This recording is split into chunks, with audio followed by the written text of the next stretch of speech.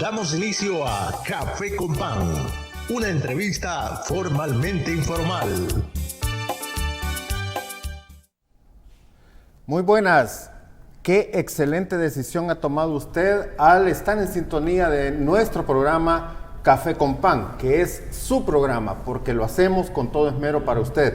Gracias por estar con nosotros, amigo televidente. Recuerde que está en sintonía de TV, Canal 67 en señal abierta, pero también estamos en las compañías de Tigo y Claro, que son de cable. Ahí usted nos puede buscar como Canal 67.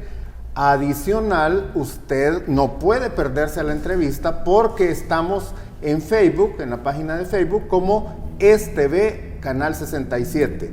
Y en YouTube también nos puede buscar como ESTV Canal 67. Así que no hay excusa para perderse su programa favorito, Café con Pan. Sin más preámbulos, bienvenidos, y hoy tenemos una visita muy importante, así es que la entrevista va a estar, como siempre, muy interesante. Colega. Bueno, muchas gracias, licenciado. Hoy nos acompaña, quizás para mí, pues, la diputada más inteligente de la actual legislatura, del periodo 2021-2024. Es correcto, ¿verdad? Sí tiene mucha capacidad, tiene mucho análisis, es una fiel defensora de los derechos humanos, digamos. Quizás se pronuncia mucho más que la que debería de pronunciarse, en este caso la titular del ramo, ¿verdad? Sin mencionar nombre. Pero sí, realmente, le digo, nos acompaña este día, y antes la diputada Claudia Ortiz del partido Vamos, quien busca la reelección. Tengo entendido que está buscando la reelección, y decirle, diputada, de que a nombre del señor director ejecutivo de este canal y de este programa, le damos la bienvenida y hacerle suyo el canal. Este canal es su casa, usted puede sentirse en su casa. Muchas gracias. ¿Verdad? Así que bienvenida, diputada, muchas gracias por estar en Café con Pan. Aquí vamos a platicar. Bienvenida. Muchas gracias, Un placer, don gracias. Gerardo. ¿Cómo estás? Bienvenida. Perdón, don Gerardo, Él es don Mauricio, sí. don Mauricio, don Gerardo. Sí. No se preocupe, Muy- que nosotros también nos equivocamos. Muy buenas también a toda la audiencia de este ameno programa, este programa que está incursionando también en la televisión nacional, en la televisión por cable. Un saludo cordial a toda la audiencia de Café con Pan. Qué bonito poder estar acá, y gracias por esas palabras también que me han dirigido. Y ha sido, pues para mí es un gusto poder estar acá y tener una tertulia amena para hablar de política, para hablar de lo que pasa en el país y hablar un poco de cuáles son nuestros planes a futuro. Pues qué bien, ¿va? O sea, obviamente vamos a comenzar. ¿Cómo estuvieron las internas del partido Vamos? ¿Y cuántos candidatos se inscribieron? Tengo entendido que no llevan candidatos a diputados del Parlacen, ni No. tampoco fórmula presidencial. No, ajá. ¿Y cómo estuvieron las internas y a quién van a apoyar ustedes? ¿A qué candidato, a qué fórmula presidencial van a apoyar como partido? Bueno, muchas gracias por la pregunta. Las internas del partido Vamos, mire, fue un evento muy bonito, fue muy interesante. Tuvimos una modalidad innovadora, que fue la modalidad del voto en una máquina, en un dispositivo electrónico, pero presencial, de manera de que fue una modalidad que se definió y que los afiliados les gustó mucho, porque hicieron su voto de forma rápida, Okay. ¿verdad? Usando las tecnologías.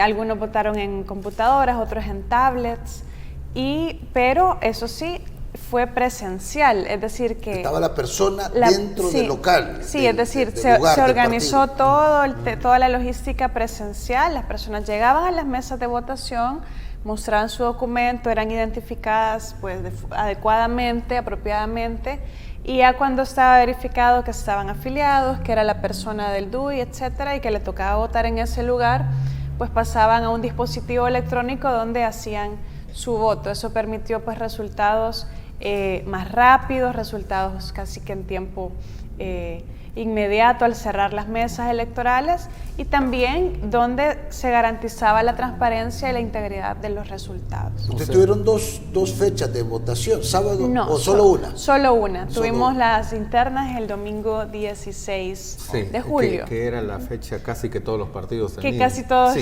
hicimos Fíjese nuestras que internas ahí. eso les da una credibilidad a ustedes como partido, ¿verdad? Pero también frente a sus afiliados, porque ellos están viendo los resultados y prácticamente entre ellos pueden platicar y todo, pues sí hay un acercamiento y eso es lo bueno. Pero también el voto remoto es bueno también porque abarca un poco más, ¿verdad? Sin embargo, ustedes acordaron esa modalidad y está bien porque hay confiabilidad y fiabilidad. Sí, porque se combina y es un poco la propuesta que nosotros hacíamos también con el tema del voto en el exterior, ¿verdad? Ya lo vamos a tocar. Ya lo podemos tocar casi, sí. porque no es malo el uso de las tecnologías para este tipo de temas, siempre y cuando haya garantías. Y es muy complejo garantizar la seguridad del voto, la identidad de la persona que va a votar o que no voten, por ejemplo, en caso de elecciones internas, gente que no están afiliados o que voten 2 veces.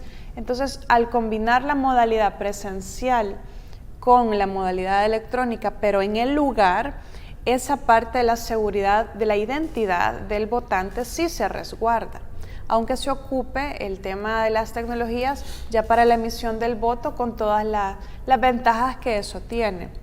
Ya que estamos hablando, yo iba a dejar el voto del exterior para el último tema, pero ya que lo tocamos, ¿tienen confiabilidad en el voto en el exterior, el voto electrónico? No. Así como está planteado. No hay confiabilidad y eso lo hemos venido mencionando en los últimos meses, ya casi un año de tener esta discusión, sí. ¿verdad? Y es porque justamente, primero, la forma en la que se ha contratado a la empresa que va a llevar a cabo todo el proceso no ha sido un proceso transparente. Ha sido un proceso también que no ha seguido los mínimos que la legislación pide para que haya una licitación competitiva, para evaluar quién tiene las mejores condiciones o el mejor servicio, el mejor precio para el país. Luego, porque tenemos la situación de que no hay una certeza del registro electoral de los salvadoreños en el exterior. No hay padrón. No existe un padrón bien determinado al incluir todos los pasaportes también como un documento válido para votar. Pasaportes vencidos. Y válidos y no válidos, que es lo peor. Cuando sabemos que, por ejemplo, y DUIs también vencidos. Y tienen 30 días para votar. Y hay 30 días para votar. ¿Quién garantiza que no puede votar 30 veces, digamos? O que, por ejemplo, hay muchos, y esto se ha verificado en los diferentes consulados de El Salvador en otros países, especialmente en Estados Unidos, donde se emiten DUIs. Y estos DUIs al final no son entregados por cualquier razón, porque la persona no lo llegó a recoger o por cualquier razón. Entonces hay almacenados una gran cantidad de miles de DUIs. Estimado. Hay miles de DUIs en diferentes consulados que están guardados y que nos garantiza que esos DUIs no van a votar, ¿verdad? Aunque la persona no lo tenga. Claro. Ese dato es nuevo. Sí, y además, y esto no es nuevo, nos lo ha reportado nuestros afiliados que están en el exterior, que los consulados de El Salvador en Estados Unidos, por ejemplo, sus funcionarios utilizan esa investidura para hacer proselitismo partidario.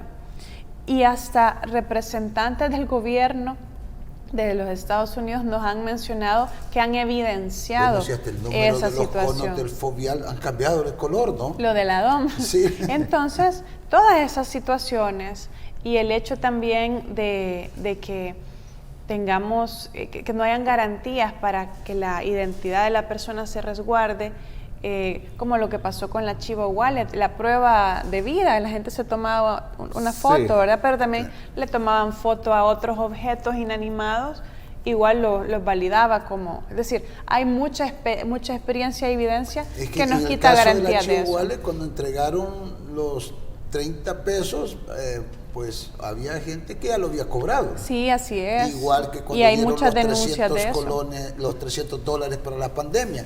Parecido, ¿verdad? Pero había un número que hubo alguien que cobró más de 300 veces. Así es. Es Entonces, increíble.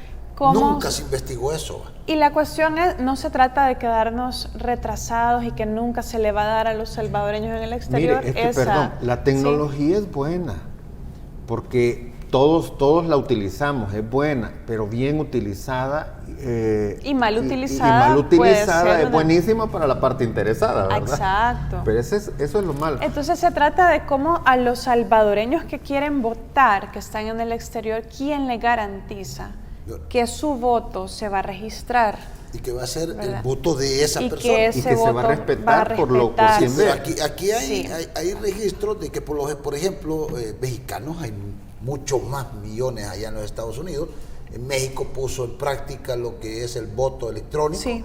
Y lo más que llegó a votar fueron 75,000 mexicanos. Y ese es un fenómeno que se da en todos los países. Las diásporas o los nacionales de los países que están en otras latitudes, finalmente la participación electoral siempre anda alrededor del 5%. Aquí dice que hay un registro de personas con DUI y pasaporte allá en los solo en los Estados Unidos de 640,000.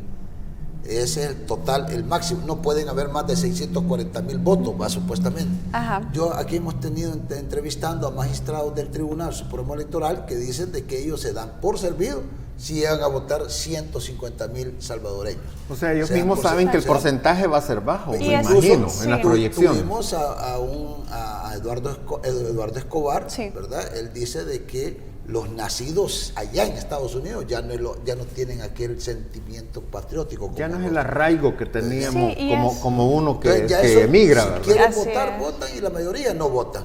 ¿va? Así es. Ya se sienten más estadounidenses. Sí, es un fenómeno cultural que es normal. Para usted, diputada, ¿cuántos cree usted que van a votar en la diáspora? Bueno, mire, yo espero que vote la mayor cantidad posible de salvadoreños en el exterior y que todos participen de manera activa. Pero la verdad es que cuando uno convive y uno habla con las personas que están en el exterior, tienen muchos problemas y tienen situaciones que viven que no están siendo atendidas por el gobierno actual. ¿Como por ejemplo? El tema, por ejemplo, del TPS, ¿verdad? De abogar por la comunidad salvadoreña tepeciana. Hace poco lo aprobaron, ¿verdad? Hace poco se renovó, claro, pero no buenos oficios del gobierno. Pero no por alguna gestión de la actual administración. La gente que ha luchado en la Alianza TPS han luchado solos, sin el apoyo de nadie. Son las organizaciones que ya tienen Son los las salvadoreños, organizaciones de salvadoreños y otros latinoamericanos que han empujado por eso. Y también hay otras situaciones, ¿verdad? El tema de los derechos migratorios, de la integración de las familias, no solo es el voto es una herramienta importante. La reunificación, que le llaman, de familias. La reunificación de las familias, el tema de cómo está viviendo la gente, los familiares acá, cuál es la relación que se genera entre las comunidades de salvadoreños en el exterior y las comunidades salvadoreñas acá, porque es decir, la gente quiere apoyar a su pueblito, ¿verdad? Sí. Sí. Y esa organización, esos vínculos también entre, por ejemplo, Estados Unidos u otras latitudes y las comunidades de origen, eso habría que potenciarlo, habría que buscar la manera de cómo generar más fuerza en eso, ¿verdad? Exacto. Licenciada, vamos lastimosamente el tiempo ya ve que aquí vuela en televisión, ¿verdad? Vamos a hacer la primera pausa, les agradecemos por su atención. Está en sintonía de TV Canal 67 con su programa Café con Pan. No nos cambie, por favor, ya regresamos. Ya regresamos con más de Café con Pan.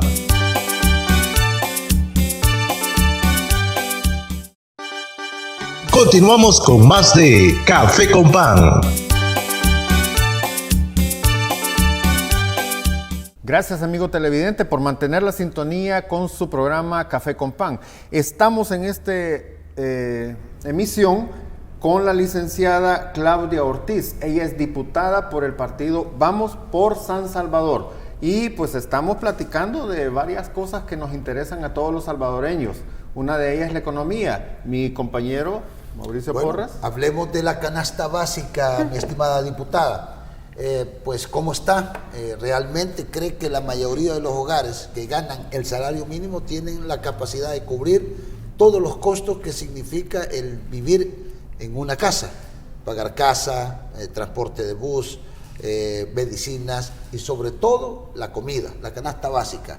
¿Cómo está la canasta básica? ¿Cómo la ve usted? Lo cierto es que todo está más caro.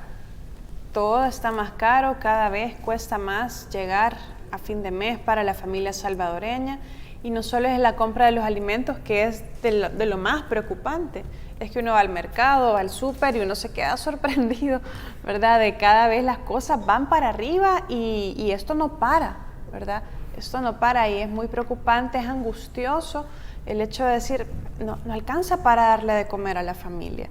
Y no solo es el costo de la alimentación, que viene siendo lo más importante y lo que más se ha incrementado, es también el costo de la energía eléctrica, que va para arriba. Es tremendo. Cierto, el costo del agua, luego de que se instalaron todos los medidores en muchos de los hogares salvadoreños. Que había que pagarlo. Que había que pagarlos, que los instalaron sin preguntar. Y ahí hay todavía cosas que hay que dilucidar de qué es lo que ha pasado en este tema. ¿Sabe cuánto aumentó el recibo? Mi recibo en mi casa. Mi casa. Yo pagaba de energía eléctrica, póngale 15 pesos. Hoy estoy pagando 75 dólares. Imagínese. ¿Sí? 75 dólares. ¿Puede usted creer? En agua potable. Agua potable yo pagaba 3 pesos hace un año. Sí. Hoy estoy pagando 75 dólares. Aunque usted no lo crea, y nadie puede detener eso. O sea, yo lo hablo como ciudadano. Sí, como afectado. es muy sensible, es preocupante. Un alza de más del 700%, es increíble. Pero, o sea, ¿cómo podemos solucionar eso? ¿Cuál sería la propuesta suya? Y es muy importante que hablemos del tema económico, porque el gobierno actual está evadiendo el tema. Está maquillando el tema, está haciendo propuestas que solo van por encimita. Pero van a dar un bono alimentario, ahí salió. No sé si es de 250 o 275. Ojalá, creo que a 300 lo quieren dar. A mí me hablaron de Usulután, una gente, líderes de Usulután, me dijeron, aquí ya andan ofreciendo los del partido oficial bonos de alimentarios de 300 pesos, así me dijeron ellos. Pero yo vi aquí en las redes que ya iban a dar un número ahí al estilo como cuando dieron los 300 pesos para la pandemia, que era de 250. ¿Qué es lo que se tiene que hacer? ¿Verdad? No andar ofreciendo a la garduña las cosas, es que tenemos que ser ordenados. Sí es necesario que el Estado funcione como un amortiguador para este golpe económico que, claro, tiene algunas causas externas y tiene otras causas internas. Pero ciertamente la responsabilidad es del gobierno central de tomar medidas para proteger a las familias más pobres. ¿Estarán invirtiendo en el agro de nuestro país? Y ahí es otro. Vamos a hablar de, por un lado, qué se puede hacer de forma inmediata y qué se debe hacer en el corto, mediano y largo plazo. De forma inmediata hay que dar un apoyo económico o de subsidio a las familias más vulnerables que ya tienen como salió una noticia esta semana, 1 millón de personas al borde de la hambruna. Eso es gravísimo. En El Salvador. Hay gente que ya come solo 2 veces al día. Otros una y otros nada. Y diga, vaya, los adultos que podemos aguantar comer 2 veces al día. Los niños, los adolescentes, los adultos ancianos, mayores, que son poblaciones con mayor vulnerabilidad y que hay que cuidar su desarrollo.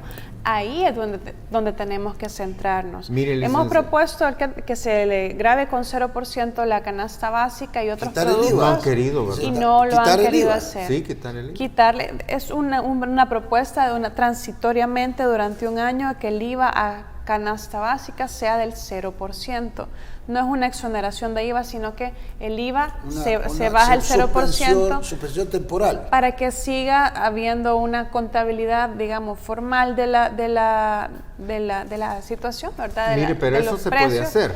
Se puede hacer, yo creo que también poniendo en orden las prioridades. Le pregunto si se puede hacer, porque hacer. fíjese que yo he estado platicando con mucha gente, ¿verdad? Y ellos me hacen, son comentarios de la gente, pues, ¿verdad? Porque se informan en redes sociales, aparecen las noticias, y todos sabemos que cuando, bueno, me dicen, ¿y si le pueden quitar los impuestos a las empresas que ganan licitaciones y son empresas millonarias? Así es, sí. ¿Y por qué no nos quitan yo les digo, bueno, habría que hacerle la pregunta a los funcionarios, ¿verdad? Porque, y pues ya que está usted acá, ¿qué se puede hacer en ese sentido? Porque, Sí, porque me entonces, parece es la que propuesta de la diputada. sí hay. escuchémosla. definitivamente que es viable y es necesario hacerlo, porque eso sí tendría un efecto en los costos de los Directo productos a de las primera familias, necesidad. ¿verdad? Sí, tendría un efecto directo y se puede hacer. Dicen que es muy costoso para el Estado.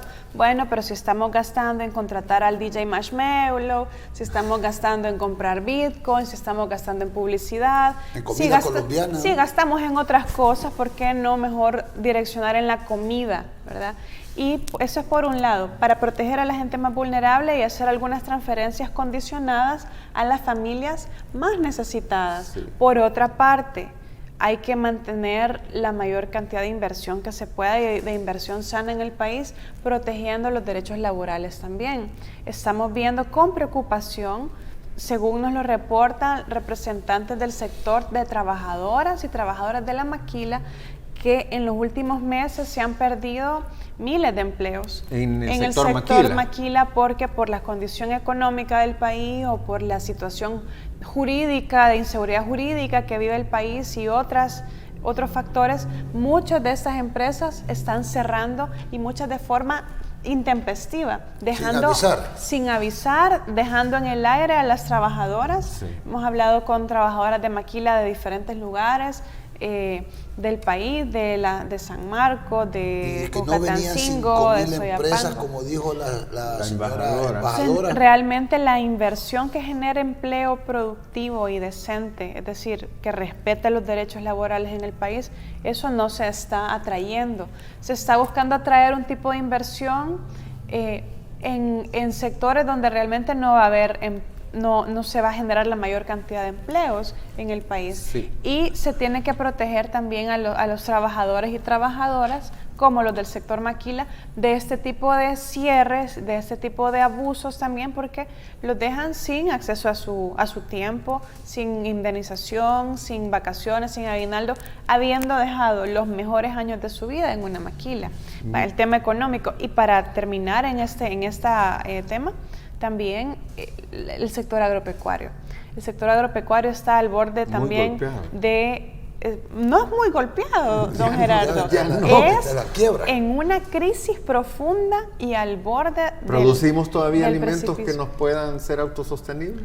No producimos la suficiente cantidad de alimentos. Casi todo es importado, ¿verdad? Casi todo es importado. Y eso es también, nos pone en riesgo como país en nuestra soberanía alimentaria, Sí. porque en cualquier momento que los países de los que importamos alimentos, por cualquier cosa que pueda pasar en el mundo, ¿verdad? Hoy que, como dicen, el mundo está muy loco, alguna guerra, alguna situación bélica o de comercio, o sea, logística, si ya no nos quieren vender, cierran las fronteras, se cierra el comercio internacional, ¿qué hacemos?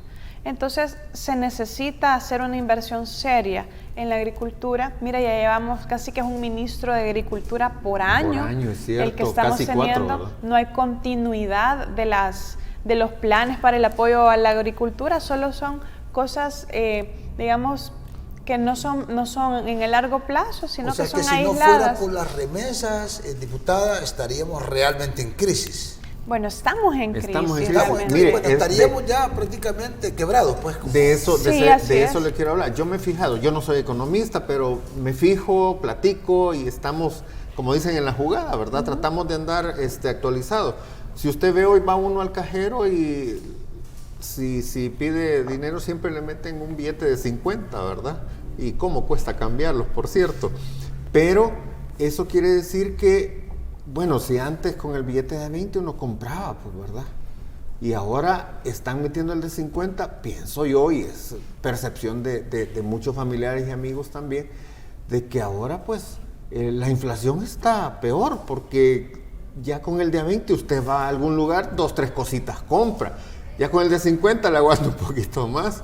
Pero si estamos implementando billetes más altos, es como cuando en los 90, finales de los 90, metieron el billete de 200 colones, sí, ¿verdad?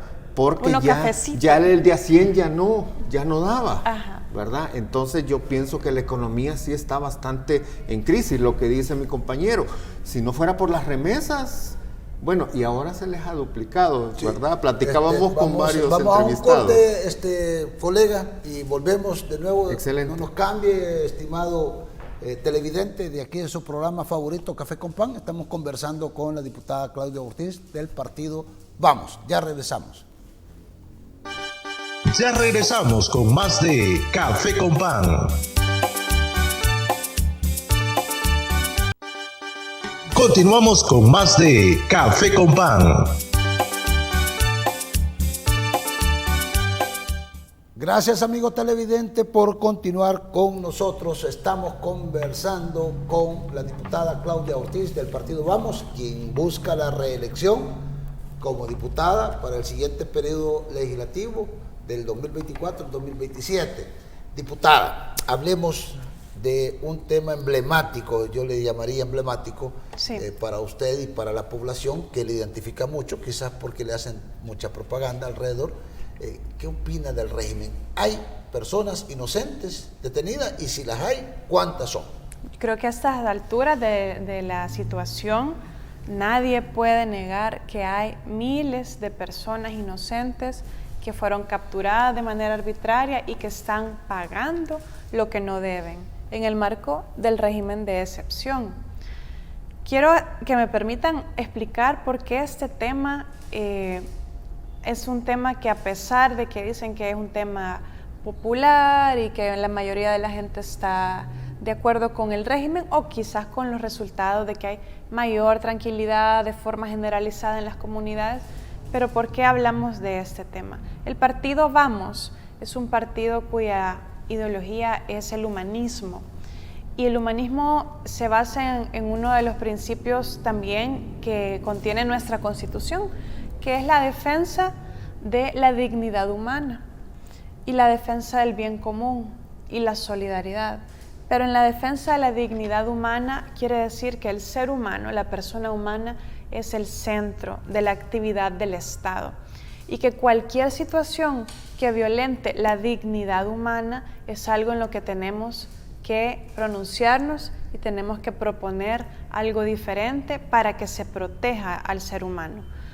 ¿Qué pasa? Hemos visto, claro, después de señalamientos de que había una tregua de la actual administración con los grupos de crimen organizado, y que de alguna manera esos acuerdos se rompieron. ¿O ya no eso hay? Bueno, al momento actual es un hecho periodísticamente demostrado, y que además hay documentos de instancias del gobierno de los Estados Unidos que establecen indicios muy contundentes sobre esto. ¿Cuál es el estado actual de esa situación? Se desconoce por la falta de transparencia que existe. Pero ante eso, y que no había extradición de algunos cabecillas y señales que vimos, entonces hubo un repunte de homicidios trágicos a finales de marzo del 2022. Y fue a partir de ahí que se establece el régimen de excepción. El régimen de excepción como una medida que en el momento buscaba neutralizar la amenaza que se estaba viviendo en el momento. Se controló esa situación, y lo que tocaba después de haberla controlado era pasar a una situación no excepcional, sino más normal, en la cual había que seguir combatiendo. Se decía que ya se estaba combatiendo, pero no de forma efectiva, combatir el crimen organizado. Pero ¿qué pasa? No se hacía lo más, que era extraditar cabecillas, que era dar explicaciones de estos señalamientos, pero se quería hacer algo sumamente espectacular con todo este despliegue que ha habido. O sea, que fue cierto que sacaron al Croc y que lo llevaron a la frontera. ¿Será cierto eso? Bueno, periodísticamente se demostró. Ahora bien, ¿Qué pasa? Vimos que en ese ánimo de querer mostrar de que se estaba haciendo algo contundente para combatir el crimen organizado, empezaron a llevarse a encuentros justos por pecadores. Le pusieron cuotas, ¿verdad? Así habían denuncias, ¿verdad?, de personas que mencionaban que habían cuotas de captura. Entonces se empezó a capturar a toda la gente. Tal parece que se capturó primero y se empezó a investigar después. Y en la colada, como decimos en buen salvadoreño, se fueron muchas personas inocentes. Muchas que han salido, pero otras muchas más que siguen guardando prisión y ya llevan años, ya llevan meses, poco más de un año, muchos de ellos que están en esa situación. Al inicio del régimen se publicitó mucho que usted podía hacer una llamada, incluso un teléfono ahí, ¿verdad? Poner el dedo y que hacer una denuncia anónima y por eso es que mucha gente está que no debe, pues, que es lo que usted ha estado gestionando, ¿verdad? Y todavía veamos que a la gente la detengan y dicen los diputados oficialistas, no, pero es que errores se cometen en todos los países del mundo. Pero no daños colaterales. Pero no en todos los países del mundo. Las prisiones son prácticamente campos de concentración en los cuales corre peligro la vida, la integridad física de las personas. Sí, y el vivo ejemplo quizás, digo yo, lo supongo, que es porque entra y sale bien delgadito. Sí, eso se evidencia en los videos cuando la gente está siendo liberada y que gente, obviamente, si está siendo liberada es porque es inocente. Y estamos viendo no solo que su estado de salud es grave, sino que también hay muchas denuncias de muertes en los centros penales, con signos de tortura, con signos de golpes, con signos gravísimos de... Eso no serían muertes, serían asesinatos en todo caso. Exacto, serían asesinatos. Entonces, un Estado no puede estar manejando el tema de seguridad de una manera donde gente inocente está pagando por lo que no debe, y eso es lo que nosotros hemos mencionado. A los criminales hay que hacerles que les caiga todo el peso de la ley, y eso siempre se ha podido hacer. Están diciendo de que al perder la correlación de fuerzas en la Asamblea Legislativa los van a liberar. Ese es, como dicen, el petate del muerto con el que quieren asustar. Si se están haciendo investigaciones realmente, que parece que no lo están haciendo, si se están haciendo investigaciones, si hay casos sólidos, si hay tanta capacidad como se dice, entonces no se deberían caer los casos. El régimen de excepción es quitarnos a todos 4 garantías, ahora 3 garantías constitucionales: el derecho de defensa, el derecho que la detención administrativa no exceda de 72 horas, que puede ser 15 días o puede ser más ahora con las reformas que se han hecho, y también que no se intervenga, el derecho que no se intervengan nuestras comunicaciones. Y además de eso los allanamientos. Eso no tenemos derechos, están suspendidos esos derechos hace más de un año para todos los salvadoreños. No se debería tener un régimen de excepción, que quiere decir excepción de los derechos de toda la población, aplicado a nivel nacional. ¿Tiene razón de ser, de seguir con el régimen de excepción? El régimen de excepción nunca ha sido necesario para combatir la criminalidad. Tal vez en el momento específico. ¿No había voluntad antes? Parece que ahora realmente lo que se quiere es mantener un estado de falta de derechos de toda la población salvadoreña, y que se ocupa esto como un arma de terror, porque hoy todo el mundo tiene miedo porque puede ser víctima de una detención arbitraria. Eso nos puede tocar a cualquier persona. Ya no hay un criterio, ¿verdad? Pero ni ustedes los diputados se salvan. Nadie se salva, porque esos derechos que todos tenemos están suspendidos desde hace más de un año. Incluyendo lo de los diputados. Por supuesto. Por supuesto. Entonces, no debería ser necesario un régimen de excepción, que es quitarnos esos derechos a todos para combatir a los criminales. Y como ya hemos visto y quedado evidenciado hasta la saciedad, realmente mucha gente inocente, que es por quienes hablamos, está siendo víctima de atrocidades en los centros penales. Sus familias no tienen acceso a ninguna información de su estado de salud, no los han podido ver, no saben si están vivos o están muertos. Aquella frase suya: libérenos ya. A los inocentes. Ya. a los inocentes. Pero ¿cómo lo han utilizado? Claro, Sí, porque y ponen es una, imágenes es una forma burda. O sea, la utilizan diciendo que libere a los Porque delincuentes, saben a los que terroristas. tengo razón, saben que tenemos razón, saben que están cometiendo Usted aboga crímenes por de los libre. inocentes, los Están que están- Sí, por los inocentes. Porque ¿cómo Y es a los- posible? a los terroristas que nunca salgan. ¿Va? Por supuesto, es Yo que creo la que todo ley buen tiene, salvadoreño la lo ley quiere, tiene pues. que aplicarse, la ley tiene que aplicarse y siempre ha existido el delito de asociaciones ilícitas. Sí. Entonces, no podemos basar la seguridad ciudadana, la tranquilidad de un país en injusticia, en que no nos importe. ¿Habrá separación de poderes? No existe separación de poder. En que se nos haga por un lado, se nos diga, hay más tranquilidad, pero una gran cantidad de población Sí, porque- está sufriendo una injusticia Porque, aberrante. licenciada, no se puede tapar el sol con un dedo. Hoy la gente anda más tranquila, Claro. podemos entrar No, un andamos poco más mejor, tranquilos andamos todos. más tranquilos todos, ¿verdad? Todos nos hemos beneficiado. El problema son los, como dicen, los daños colaterales, ¿verdad? Los inocentes que están en las cárceles, los derechos suprimidos para todos, pero esa es para la parte jurídica. Pero también el régimen de excepción va más allá, porque ha permitido tener reserva en muchas cosas, ha permitido también al gobierno adjudicar obras, adjudicar licitaciones, Como ¿verdad? la megacárcel. Compras y todo eso, y sin ningún control, ¿verdad? Ninguna Entonces, licitación. todas esas cosas no deberían ser, porque creo yo que el dinero es de todos, ¿verdad? Y los contribuyentes, y hay que ser transparentes, Sí. porque es lo mejor. Entonces, ¿qué opina usted de eso? De que el régimen también de todo esto, o sea, ya no solo es parte jurídica, sino que es toda esta parte que donde le conviene al gobierno, pues. Sí, y siempre hay un beneficio que no se conoce de quienes aprovechan de esto. Yo decía siempre que el régimen de excepción, el decreto, el régimen de excepción, que era ¿Y dónde queda el suspender plan las garantías control territorial? constitucionales. ¿Dónde queda? Bueno, por un lado, suspender las garantías constitucionales venía con un hermanito feo, que era, decía, puede contratar todo lo que quiera el Estado sin licitación, ¿verdad? Y luego... Y no dan informe a nadie porque están reservados. ¿va? y sin transparencia. Mire, ¿y eso viene en el régimen o lo pusieron así? No, eso venía, era un decreto que venía... Ya venía dentro. Que venía a la par, eran dos Implícito, decretos. implícito. Eran dos decretos. Porque el que más sabemos es el de la que vemos la parte jurídica, ¿verdad? De los capturados y todo esto. Ajá, digamos que el régimen es por un lado ese decreto que dice todas estas garantías están suspendidas para toda la población, y por otro lado venía otro que luego, como ya se construyó la mega cárcel, se aprobaron otras leyes que lo permitieron. Y que dijeron que iban a hacer otra mega cárcel para los corruptos, dijeron. Claro, espérese, vamos a esperar esa también, a ver si se aplica parejo, ¿verdad?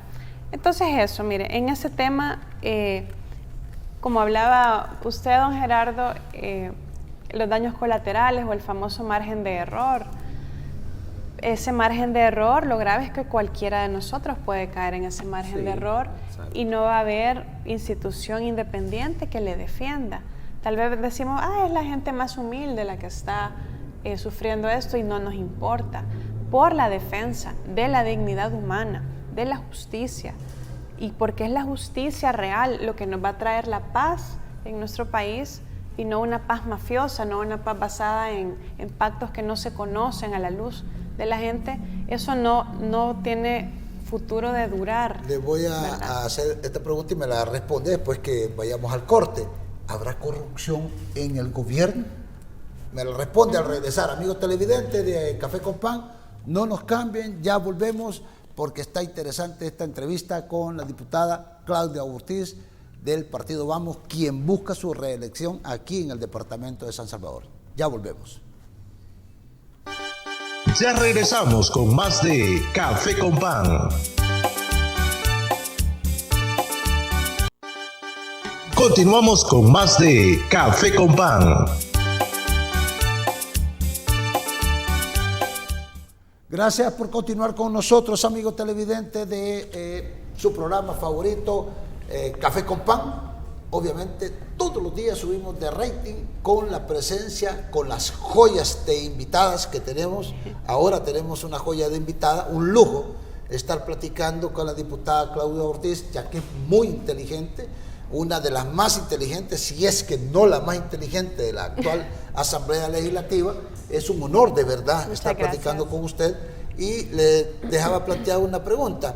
El señor presidente en su discurso del 1 de junio dijo: voy a combatir la corrupción, dentro de los 3 puntos que tocó: la reducción de municipios, la de diputados y el combate a la corrupción.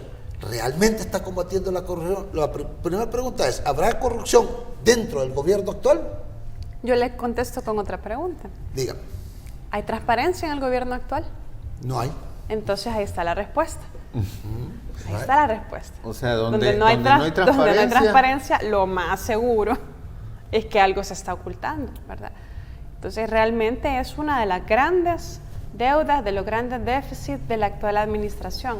Obviamente los gobiernos anteriores no eran tampoco un ejemplo. Crisoles. Sí.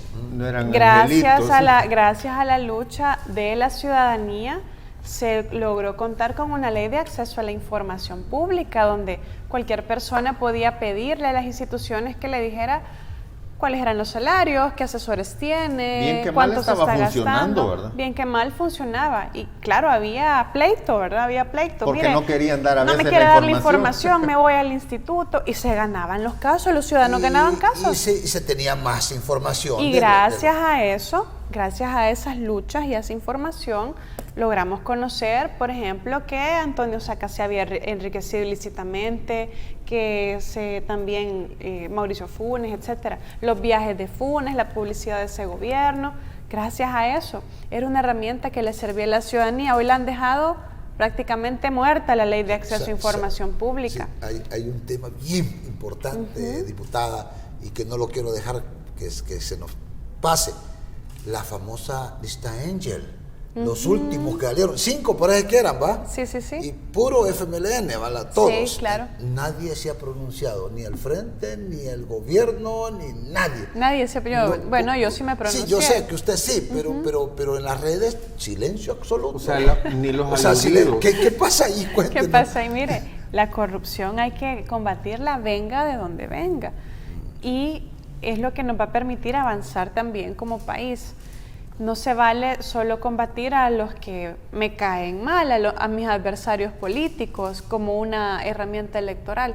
Cuando ya una persona no está en el poder, entonces es posible iniciar casos de investigación. Debería ser incluso estando la persona en el poder, incluso estando el partido en el poder.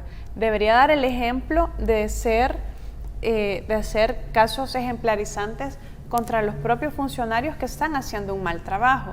Tenemos historias muy conocidas durante la emergencia sanitaria del COVID-19, la famosa CICIES, que era la gran promesa de la actual administración. Hubieron 12 casos, ¿va? Los casos que luego se mandó a cerrar la CICIES porque no convenía. Y archivar los casos allá en la fiscalía. Entonces empecemos por casa, empecemos por ahí. Y creo que la ciudadanía espera que los funcionarios públicos den cuentas de lo que hacen. Mire, en la asamblea pasada, esta semana en la asamblea legislativa, entran en el presupuesto, un cambio del presupuesto de $12 millones. Más. $12 millones que se van a transferir del Ministerio de Hacienda a el MOP. Pero no dice de qué rubro de Hacienda se va a sacar.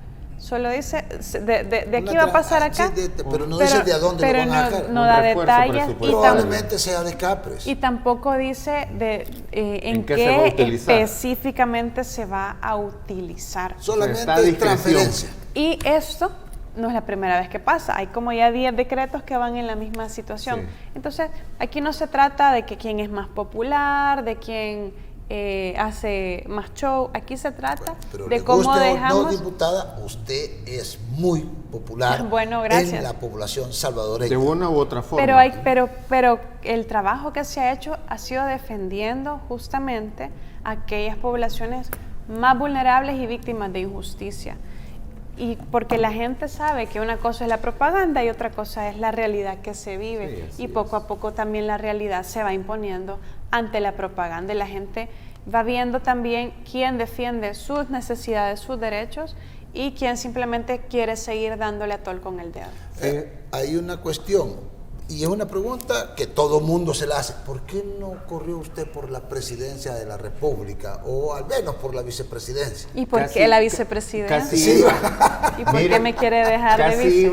La pregunta mía casi va con lo mismo, porque tal vez me la puede contestar. Tengo una duda. Ustedes anunciaron desde el inicio que se abrió ya para las internas y todo esto, ¿verdad? Que no iban a llevar fórmula presidencial. Sí. ¿Eso por qué, licenciada?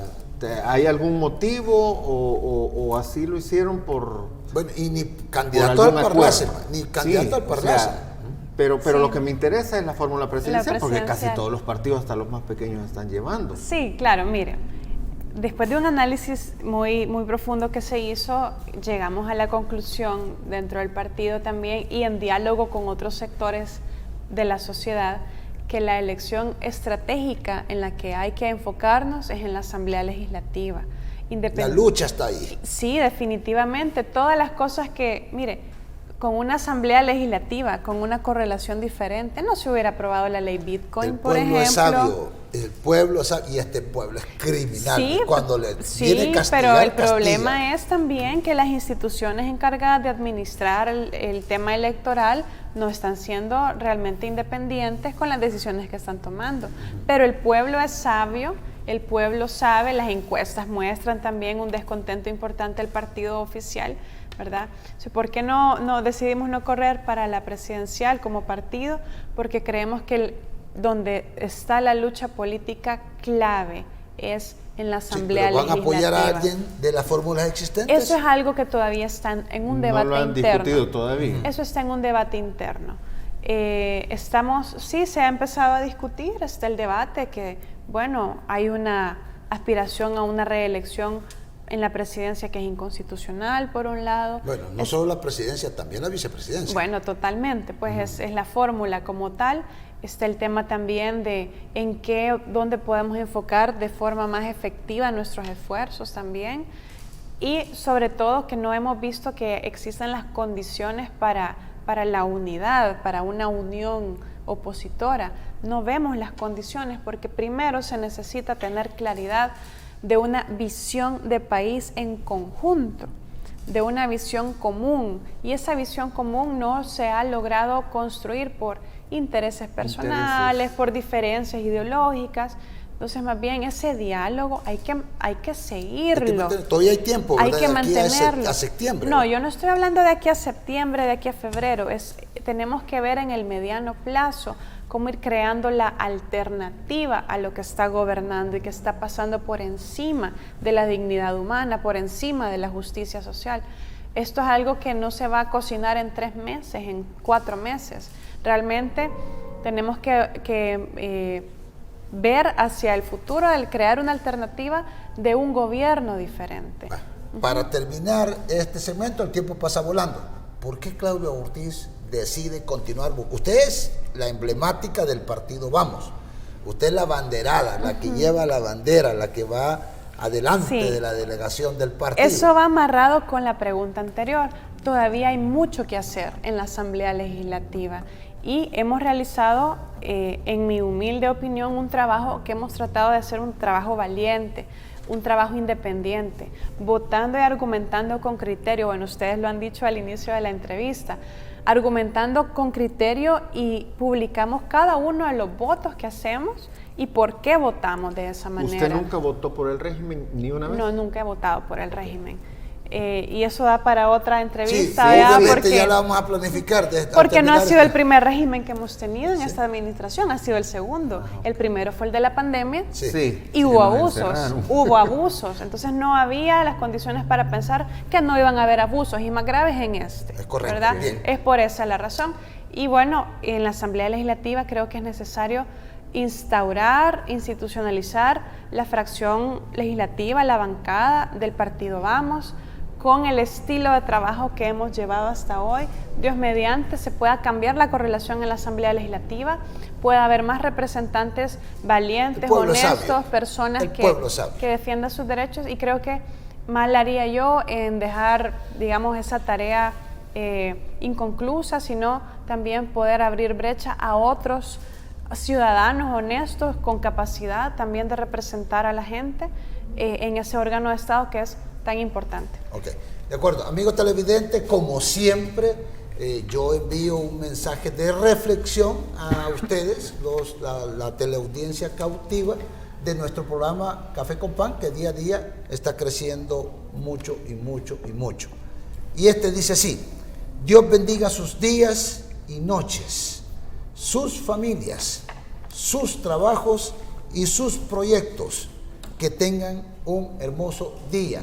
Gracias, diputada, por haber estado con nosotros. Está cordialmente invitada para la próxima. Ya vamos a agendar ahí con su equipo de comunicaciones. Gracias. Tiene un minuto para poder decirle hasta pronto a la teleaudiencia, por favor. Bueno, en primer lugar, muchísimas gracias por la atención prestada durante este programa.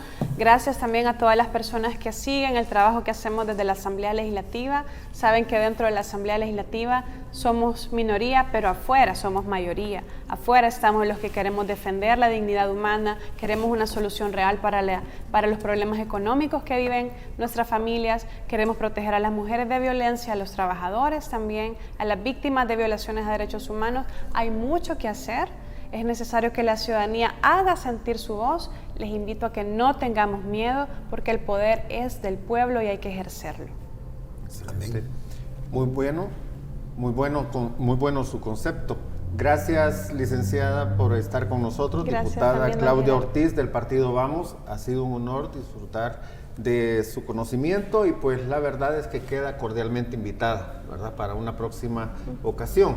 Gracias a usted también, amigo televidente, porque sin usted no somos nada. Así es que mantenga siempre la sintonía de su entrevista Café con Pan, un programa que día a día está calando más fuerte en los hogares salvadoreños, porque traemos a ustedes entrevistas para que usted se forme su propio criterio. Eso es lo importante, estar informado, no solo en este medio, sino que por todos los medios que tenga a su alcance, para que a la hora de decidir políticamente usted tenga un mejor razonamiento.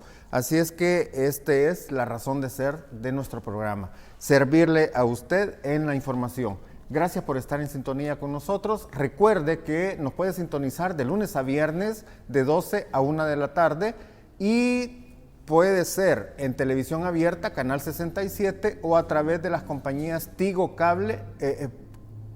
y Claro, como Canal 67. Y también puede suscribirse al canal de YouTube, búsquelo como ESTV Canal 67 y también en la página de Facebook como ESTV Canal 67. Ha sido un gusto compartir con ustedes. Nos vemos a la próxima. Gracias. Finalizamos la entrevista Café con Pan, una entrevista formalmente informal. Los conceptos vertidos en el programa anterior son responsabilidad directa de quien los emitió. En ningún momento representan la línea editorial de esta estación televisora.